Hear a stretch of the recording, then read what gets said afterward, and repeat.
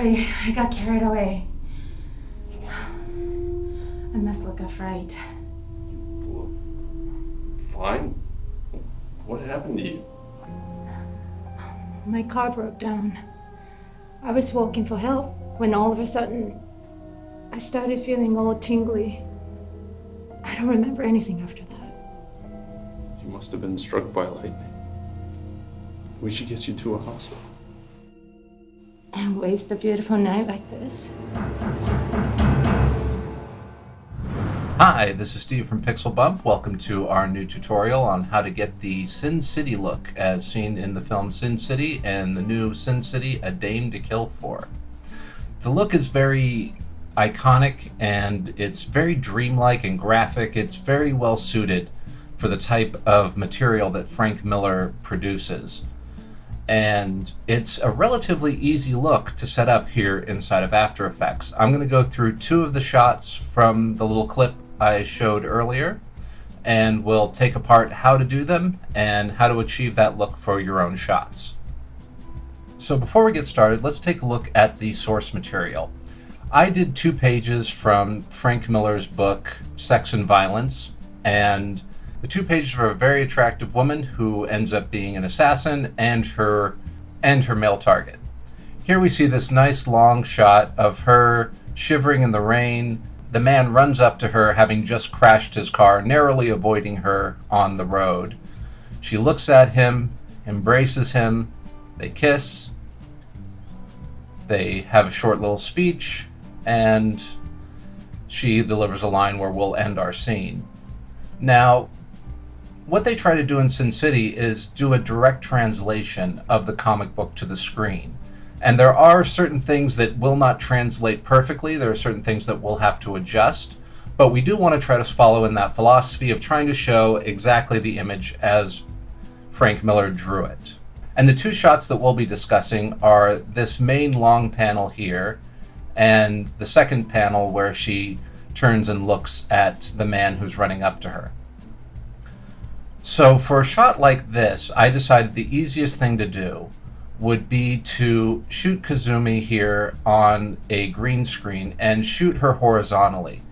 I turned the camera on its side, set the green screen on the back, put her up on an apple box so I could get as much of her on the green screen as possible. And then I repeated that exact same process for Eric's shot. Shot him horizontally, running in place towards the camera. And what we're going to do is take these shots that we now have a full body head to toe with as much resolution as we can get. By shooting it horizontally, we're able to get much more resolution than if we had shot her vertically. If she was shot vertically, she'd fill a very small area of the frame. So this is going to give us a lot more resolution when we want to try to move the camera around in After Effects. So to get started, I'm just going to go through kind of my normal keying setup. So I'll come in here and create a garbage mat. And let me just put a couple extra points on it to get rid of some of this junk in the background, on the bottom. That'll be good. And then I'm just going to do my normal keying procedure. I'm going to reduce noise,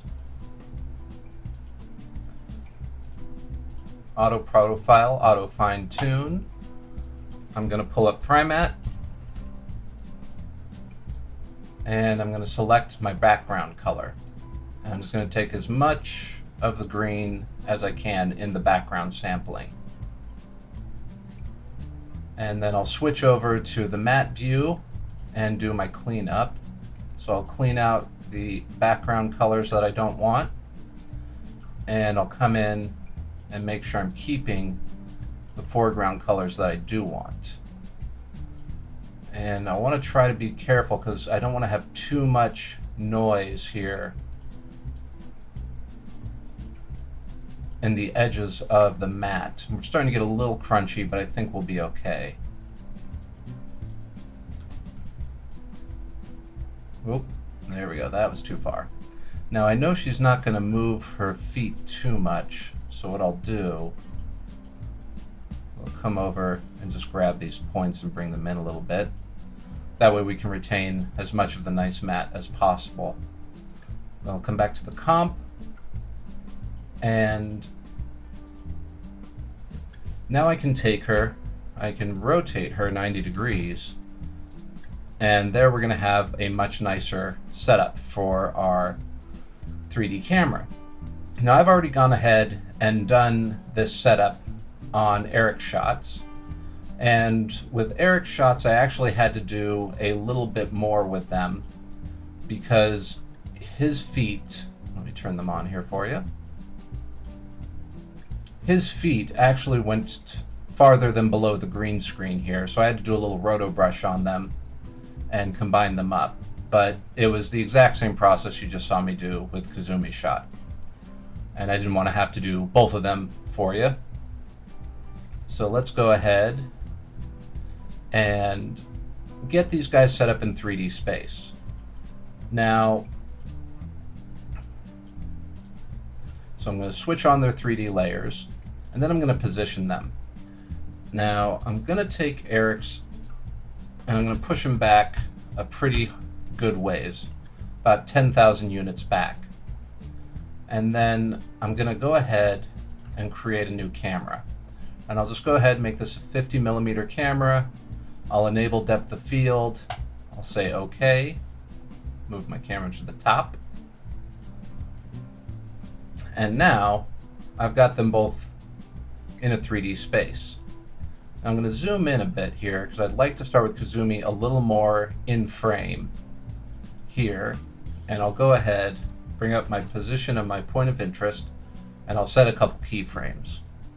Then I'll come down to the end and we'll just track down her body until we get to the bottom of her mat. I'm going to take Eric's position and bring him right here, right behind her. There we go. And I'll set a keyframe at the beginning of his layer here. And I'll set another keyframe here, maybe about 5,000. So let him get about halfway up. And you can see he's too high right now. So I'm going to click on the position, and you'll see that both of my position keyframes have been highlighted. So now I can move them together. So when I move him horizontally in one, he'll stay moved horizontally in the other. And that should give us a little more, that'll give us an easier time of moving him around because we won't have to adjust both keyframes simultaneously. I think I'll bring him a little closer just so he feels like he's really catching up to her. And let's check out our beginning position here.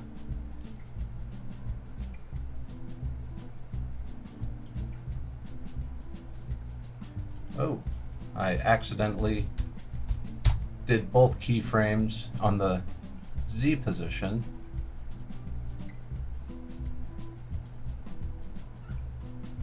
All right.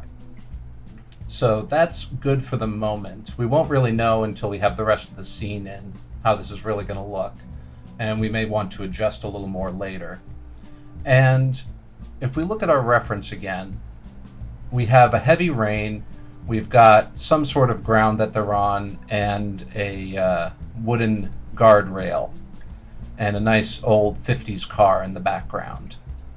So what I'm going to do is I'm going to come down, and I made a few assets. And the backgrounds and the looks of the films are a lot more filled out than the original comic in most cases. Sometimes it does get this graphic and simple, but most of the time they kind of up the ante. Again, when it translates, you don't want the film frame to be quite that bare. It doesn't look right. So they kind of did what I call the high-end game look. In the backgrounds, they don't look real. They don't look photoreal, but they do look realistic enough that we'll buy it. And this whole thing, again, is very dreamlike, very graphic. So I call it the look of high-end games. And to that end, I went into Cinema 4D and I made myself a guardrail, just a simple couple of cylinders with a wooden texture that have been offset and just made to look more like an interesting guardrail kind of shape. And what I'll do is I'll go ahead, switch on its 3D layer, switch on its motion blur, and I'm going to push this back, let's say 11,000 units. So it's pretty far back there. And then I'll scale it up so that it'll fit here in our last frame. And I'll go ahead and position it down for a bit here. And then I'll bring in our ground layer. And very similarly, this was just something I made very quickly in 3D. It didn't have to be too high detail. It's going to be color corrected and shadowed and treated. And once it is, this is going to look really great as our ground layer. So again, I'll come into its position, and we used 11,000, so I'll do 10,500 for its position. And again, scale it up until it's going to fit the end of our frame, and bring it down somewhere around here maybe. And we can go ahead and bring down our guardrail a little bit.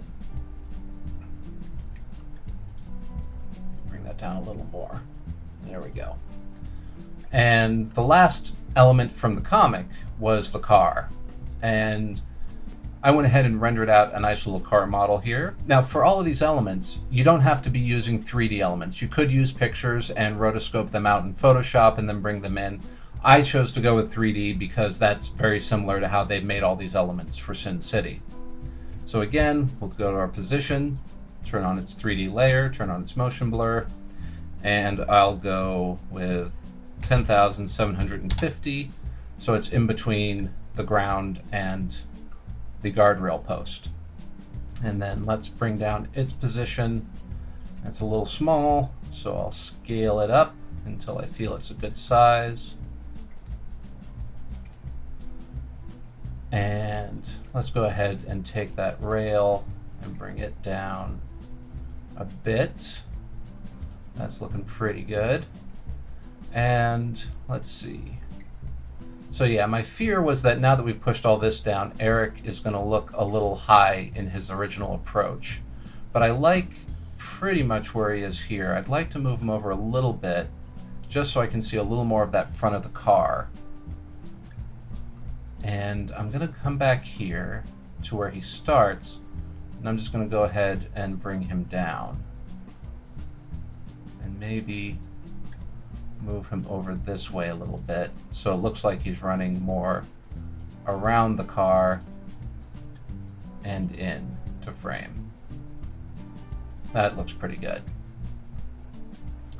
Okay, so we've got most of our elements in here, but now here comes the part where we get to make some decisions as artists ourselves. The first decision I want to make to fill in this frame is to add a nice cloudy background. I got this background shot here off of video blocks, and it's just a nice rainy, lightning-y background. It's nothing too exciting, but it's going to make a great cloud background for our shot. So again, I'll come in here, I'll turn on the 3D, I'll turn on the motion blur. We're a little short, so I'm just going to stretch it out a bit. And I'll go ahead and turn on its frame blending, so that way all the intermediary frames will be nice and smooth and we won't have any jumpy or blocky, stuttery motion. And then I'll go ahead, come down to my last frame, and since we've got everything pretty far, let's go ahead and go 15,000. So we want this to be really far in the background. And if I come back to the beginning, let's scale it up just a little bit more. So I'd like it to cover the whole shot. All right, so that's pretty good. Let's go ahead and just see how that camera move is working with our elements. All right, the motion of this is looking pretty nice. I'm enjoying a lot of it. And Eric does have a nice run forward motion, but we're just not seeing enough through her legs yet. So I'm going to come into my camera and I'm just going to zoom in a little more. so we can see a little more through her legs. Bring that shot up. There we go. Now we can see a lot more of our background detail. Get our car in here a little nicer. We see Eric a lot clearer. I think that's going to look much nicer. Okay, so the next thing I want to do is come in and I'm going to make some trees for the background here. And I've got these nice big trees that I'll put in 3D, and I will position them, let's say 12,500 frames back, and I'll scale them up, scale this guy up, and move him over. And then I'll just bring in a couple more trees. Let me just duplicate this a couple times. 5. And then I'll just Alt replace, so that way I don't have to scale or position them every time I bring in a new tree. And then I can just slide them over. And I'll try to make sure that none of them get right on top of those guardrails, because I'd like there to be a little separation between the vertical lines happening. I want to make sure that I have enough to really kind of cover up as much of that background as I can. So I'll duplicate, looks like maybe 3 more trees are going to be necessary. So I'll bring these guys over. Something like that. Okay. That's looking pretty sharp there. Let's go back to the beginning. And maybe they're a little too big. I don't think I want them to be quite that in frame at all times. So let me scale them down just a bit. And we'll come back to the end and make sure that their roots aren't showing. That looks better. That's nicer. I don't want them quite towering over everything. All right. And so these are the elements of the scene. And if we look, it looks nothing like what we want it to yet. Only Eric is in black and white already. And let's go ahead and get all of the other elements to start matching up. So the first thing I want to do is I'm going to come down here and throw a tint on most of these elements. I'm going to throw it on the grass, and then I'm going to copy it, put it on the guardrail, the trees, and our background video. I'll just paste it right on top. And we're getting there pretty quick. That's going to get us a good portion of the way. But what I'd like to do is come back here and add some more contrast to the background. And you can either use a curves or a level, whichever one you really like. I kind of prefer the curves because I just feel it's a little more controllable. Sometimes I feel the levels are just a little more brute forcey. And I'm starting to see a lot of noise there. So I'm going to throw a reduced noise at the beginning of this as well. Auto profile, auto fine tune, and apply. And there we go. It smooths that out really nicely. And let's come back down here to the bottom. And I think I'll grab that curves adjustment, and I'm going to apply it to the grass. And I'm going to apply it to all my trees. Just want to darken them up a little. Oh, it's too much. So let's go ahead and add it to one tree. And we'll refine it a little bit. There we go. So I want them to be darkened, but I don't want them to fall off completely to black. As soon as we throw a little depth of field on this, these guys are all going to disappear pretty quick. Now the car is just a little too present and has a little too much color in it. And what we want to do is really just keep that blue. So I'm going to come into here to a hue saturation, and I'm going to drop the reds, drop the yellows, drop the greens, and drop the magentas out of it. So now it only has the blue left. If I solo it, you'll see now it is just a blue, black and white car. And I'll go to my blues even, and I'm just going to desaturate them a little bit.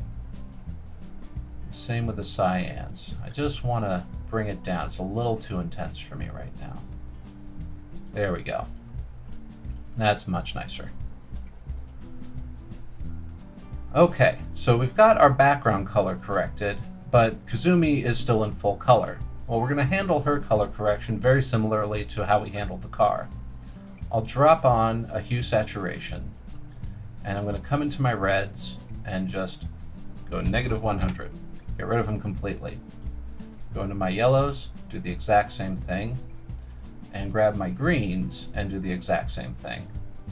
So now she's looking pretty nicely black and white, but what we did was kept all that nice blue color in the stockings.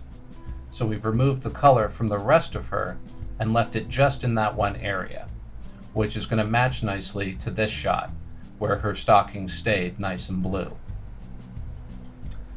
Now let's go ahead and add our rain. And to do that, I'm going to come in and I'm going to create a rain layer. And I'm going to go to particle world. Let me solo this. And you can see it's already using the camera object that we have. So what I'll do is come in here and I'm going to drop the birth rate down to 1 for now. I'm going to make the producer a 0 in the Y. I'm going to stretch out its X radius until it's big enough to drop completely down. I'm going to come into physics. I'm going to turn off velocity, but I'm going to keep my gravity on, and that's going to give us particles that should just drop straight down the whole time. And then I'm going to take my producer and I'm just going to bring him up until he's out of camera frame here at the beginning. There we go. So that's looking pretty good. But I want the rain to be there from the beginning, so I'll just move my layer over and pull out the end, and that'll keep us with rain particles the entire time. Now when they get down here, they seem to be dying off, so I'm going to go ahead and keep their longevity up. And I'll come into the particle color, and I'll just start with white, and I'll end at a nice light gray. And that's going to work for the beginning. All right, and now I can just add these on top, and they look horrible. Just as they should. They should look horrible right now. What we want to do is come in here, let's reduce their opacity a bit, and let's go ahead and make these ones the ones behind Kazumi. So they'll be falling there. And what I'll do for these ones is I will add a little camera blur to them. This is one of the times where I'm really going to not use fast blur a lot. I'm going to use the camera blur. So I'd like it to have a more cinematic fall off, so it'll match our depth of field a little better. There we go. Something like, 5 is pretty good. Drop them down to 40. And that'll be a nice background layer of rain. But it's falling straight down.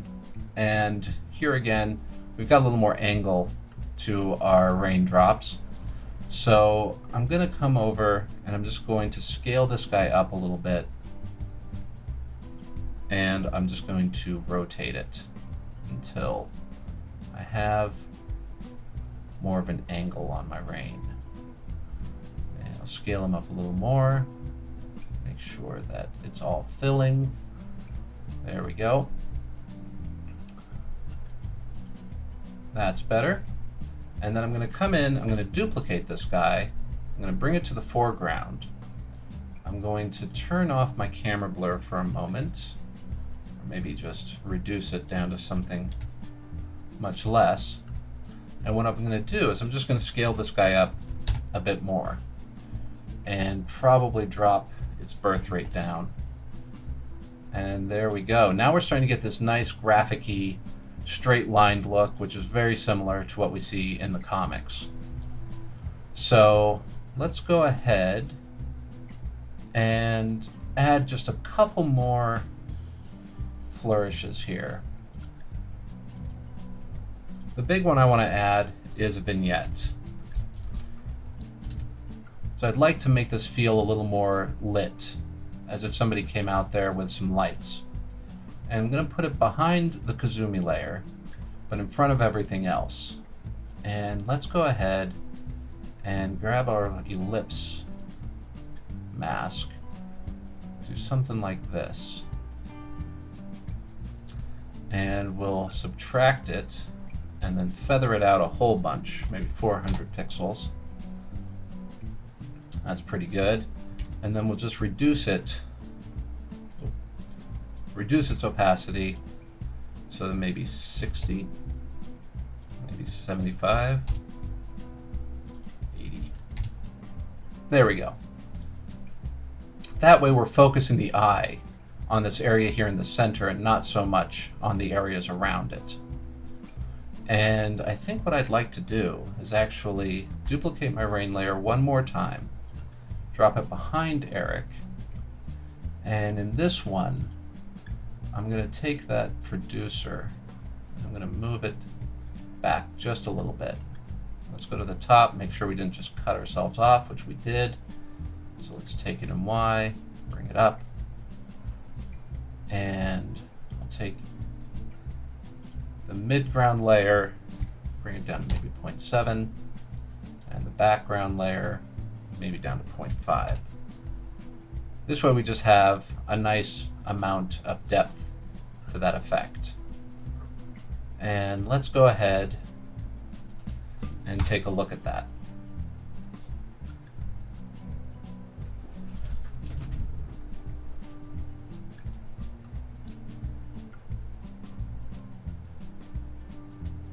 Okay, so that's looking pretty good. I like the motion. I like a lot of the color grading. I don't like the rain. It's a little too heavy right now. And I mean just in its look in general. So I'm just going to come down and I'm going to drop everybody down to like more of a 20. There we go. That's much better. So now we feel like there's rain and it's not distractingly overbearing. So the last thing I want to do is add some depth of field to this shot. And you could use the After Effects camera, but I've never been a huge fan of it personally. So what I'm going to do is I'm going to add a lens blur to our foreground woman layer, to Kazumi, and then I'm going to go ahead and add an adjustment layer below her, right under the vignette. Oops. Right under the vignette. And what I'll do is I'll kind of keyframe these together. Let's go ahead and add that to our layer. And we'll zero this out for now until we figure out where we're going to want this to come in. So somewhere around here, we should start racking our focus, maybe about frame 100.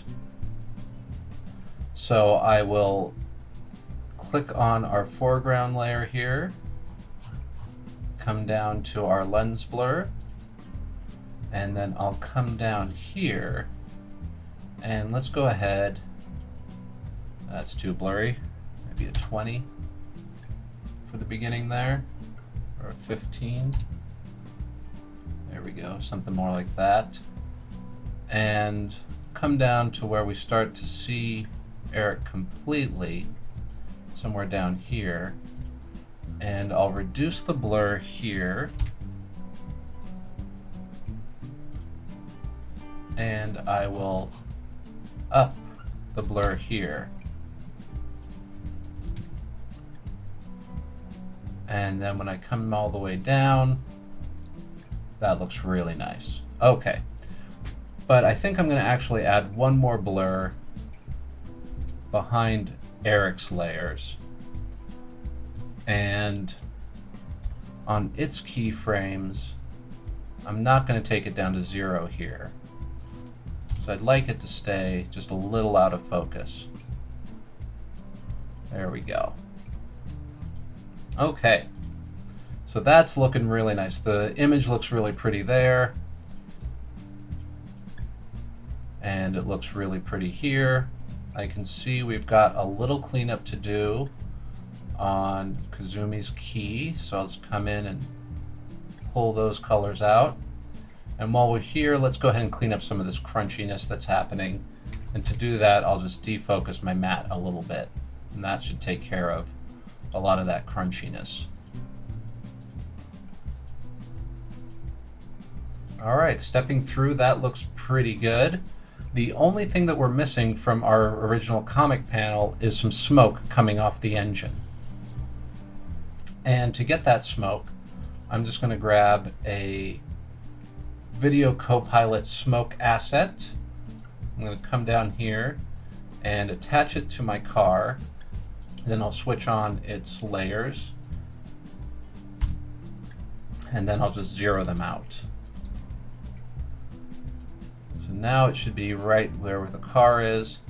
I can pop it right above the hood, and it should track very nicely with the car and just give us that nice little bit of smoke as if the car has just hit the guardrail.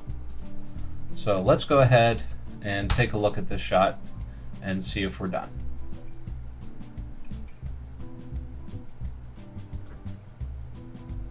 Okay, I think this looks really good. I think the only thing I want to change at this point is to play with my vignette a little bit. Like maybe pull it in a little more on the sides and the bottom, just to keep that focus nicely on Eric in the background. But that's it. I think that's our first shot. So for our second shot, we're going to use this one of Kazumi turning and looking in camera. One thing I did do is spray down the actors with water, which was not only fun to do, but when we add the rain later, it just really gives you a nice impression that they're in the rain while at the same time most of them is dry. So again, it just adds to that very dreamlike state that the film lives in. So I'm going to come in and I'm going to come in and just do my usual key setup real quick. So I'll throw on a reduced noise, I'll auto profile, I'll auto fine tune. I'm going to add primat, and I'll select my background, and then I'll come into my matte, I'll clean it up, clean that background up as best I can here. Still see a little bit of junk here on this side. There we go. And I think my foreground actually looks pretty good, so I think we're okay there.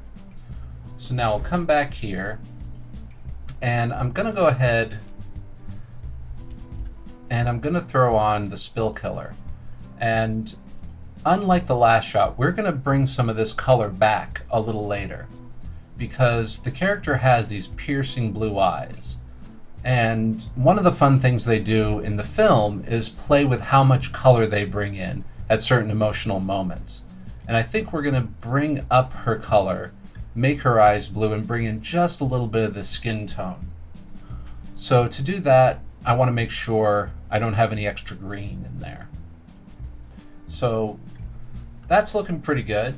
Now, since I've already made the rain layers, I don't see any reason not to just come back here and steal a lot of the stuff I've already made. No need to make this twice. Now, the one thing I want to do is rotate it the opposite direction. So our screen direction, again, must be consistent. And we can already see we've lost a little bit of the key here. I want to come back Make sure that key is nice and cleaned up. All right, good. And since I'm here, I'm gonna go ahead and steal myself some trees. I don't know how many I'm gonna need. I'll just grab the first 5 that we did before. I'm gonna drop them on. I'm gonna turn off their 3D layers. I'm gonna scale them back down, or maybe not. Maybe I'm not gonna scale them back down. Maybe I should put them back here first and see what I'm dealing with. And yeah, I'm gonna need to scale them back down. Those are overly large right now. They still are supposed to be fairly in back of her. So maybe 75%. And I'll come in and just start positioning these guys. I don't know if I'm gonna need all 5, but better to have and not need than need them and not have them. So let's go ahead and make sure all those trunks are nicely positioned around her, so we get a nice bit of density in this forest. Okay. And as far as our background layer goes, I think that's about all we're going to need. So I'm going to come in here, add another blur layer just below my rain, and I'm going to grab another camera lens blur. And for this one, we're going to go a bit higher. This should be a nice close-up shot. So our background should be pretty out of focus. Let's go ahead, move these down just a little bit. Just create a nice, interesting background. And I'm going to grab, there we go. But I don't want the exact same shape I used last time. What I think might be fun this time is to kind of recreate something they used to do in old noirish films a little bit. Some of the German expressionism is just kind of create this pool of light. There we go. Just gives that background a little more feeling of being lit. And let's go ahead and just bring this guy down a bit. We don't want to lose everything in there, but we definitely want a nice little bright area. Okay, now we have to figure out where we're going to have that lighting, that color change happen. So I think right around here where we notice that she's really seeing the man run up to her, up to about here, where she really settles into her helpless look. That's where we'll bring our color up. We'll make it suggestive of the fact that she's trying to seduce this man. So what we'll do is come in, grab our hue saturation again, and we'll come into our reds, drop those completely out. Come into our yellows, drop those completely out. And let's go ahead and take a curves adjustment here, maybe. So I'd like to see a little more contrast in her. That's one of the big things. Oops. One of the big things about black and white is the whites are really bright and the blacks are really dark. And you have less of that middle tone gray. That looks much nicer. That gives you a much stronger black and white look.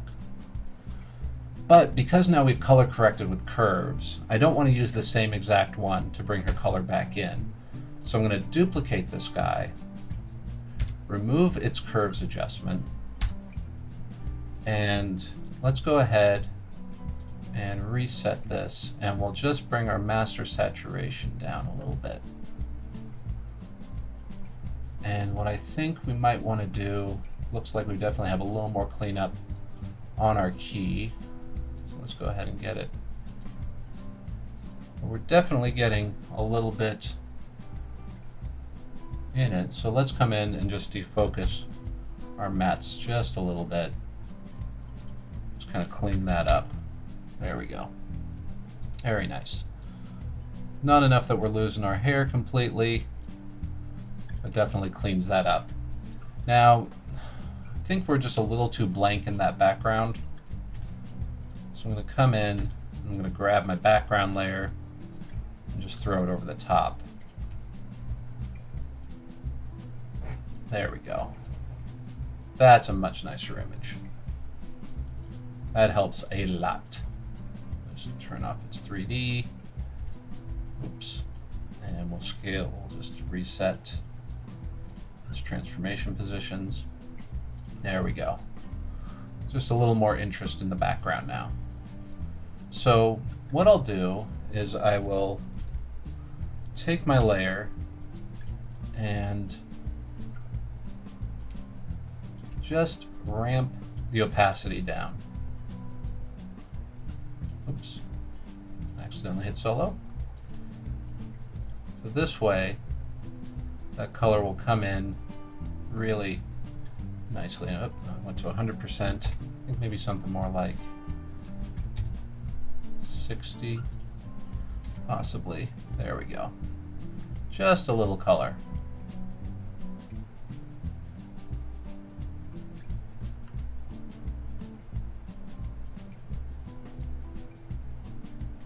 There we go. Now the last thing we have to deal with are the eyes. And that's going to be a really simple track because her eyes have these beautiful white highlights in them. So I'm going to come in and create a tracker, eye left, and duplicate it and call this one eye right. I know I don't care about them until they're up to this point. So I'll grab one of my layers, double click on it to go into the layer mode, and then I will grab my tracker. And I'm going to track the motion here on this eye, right there, right on that nice white highlight. And I'll make sure that I've got my left eye null as my target. And I'll go ahead and track forwards. Very nice. And I'll apply my motion. And then we'll come back, track motion again, and we'll do the other eye. Right on that white highlight. And I'll make sure that my right is the target. And I will, oops.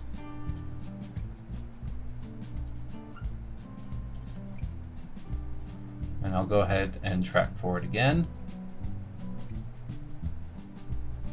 And apply. All right, so now I've got two trackers tracked perfectly to those eyes.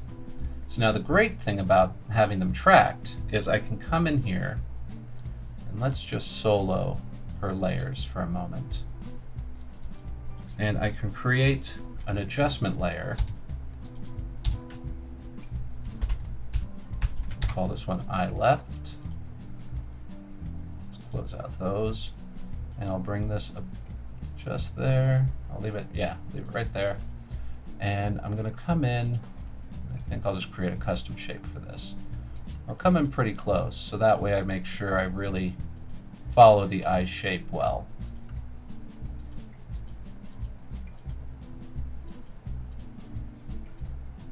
There we go. That looks pretty good. And then I'm gonna come back and I'm gonna create a second shape right along here.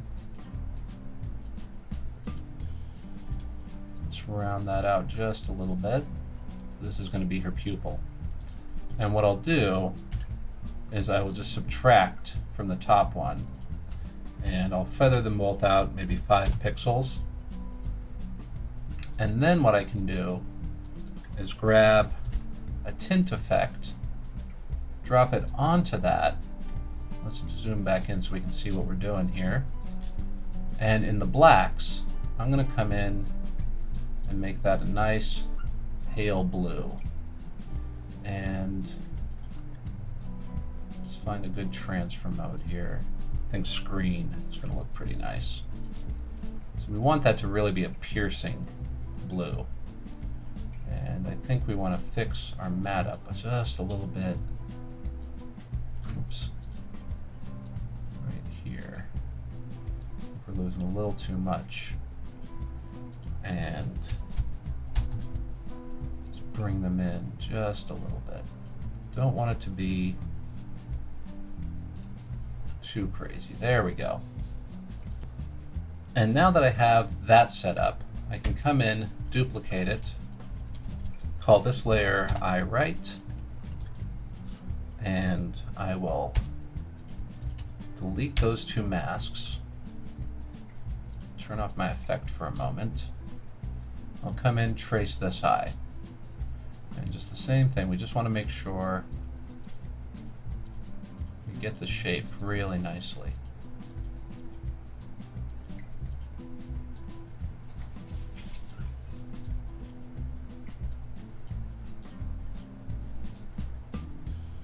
Create our secondary shape here in the center.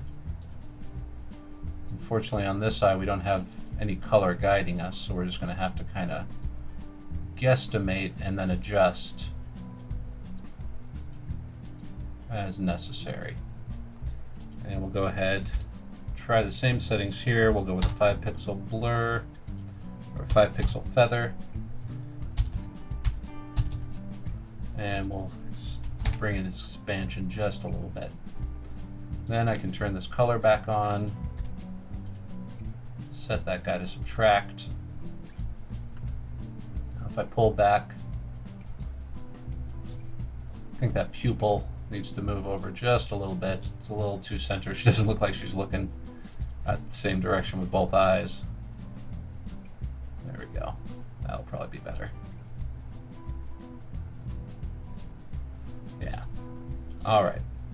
So let me take these two guys, bring their layer in, and I'm going to do the same effect with them. I'm going to just start them off here at 0. And at the end, oops, I did not attach my eye mats here, so let me just quickly attach those to each one of their trackers. And now we have these very piercing blue eyes on our model. And I think maybe 100% is just a little too high. I want them to be piercing, but I don't want them to be completely distracting. So 80%, that looks much nicer. So let's go ahead and turn off all of our effects. Let's hide our nulls. And let's take a look at this shot.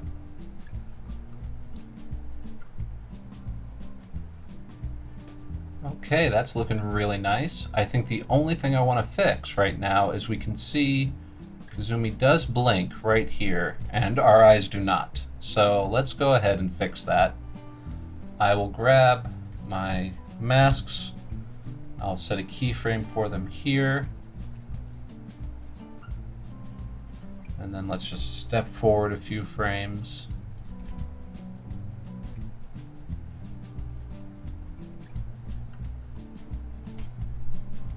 Go, set a keyframe when they come back to where they're supposed to be, and let's go ahead and just solo those layers so we can work a little faster.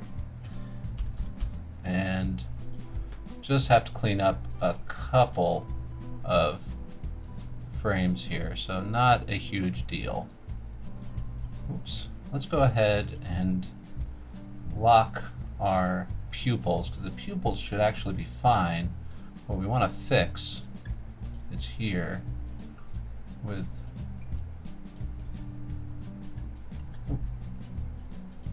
the colored portion of the eye. Let's go ahead and bring this down, down, bring that down, and same thing here. Just bring it down, down, and down. That guy down. There we go. Now let's do the other eye. And here, same thing, same exact procedure. Let's bring down all of our points. Let's until they're below the eyelid. There we go. Just let me copy and paste that frame. So it's much closer there. Okay. So let's just preview that and see how that looks. That works much better. Okay. So let's go ahead and check out our shot again.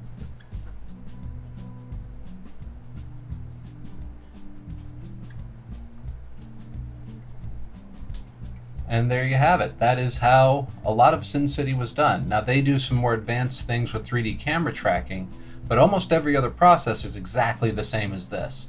So, all right, and that about brings us to the end of this tutorial. I hope you've learned something you can use in your work. If you have any questions, please hit me up on Twitter or Facebook or in the comments. Thanks so much for watching. Go and create.